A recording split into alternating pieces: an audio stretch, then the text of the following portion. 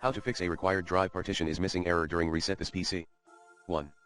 Run automatic startup repair in Windows Safe mode. 2.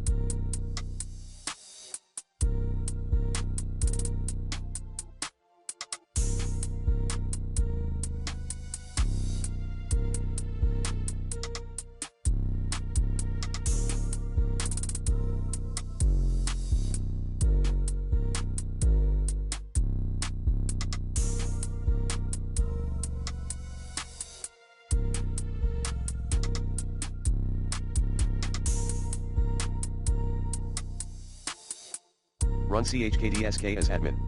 Command, chkdskc/f/r3. Mark partition as active.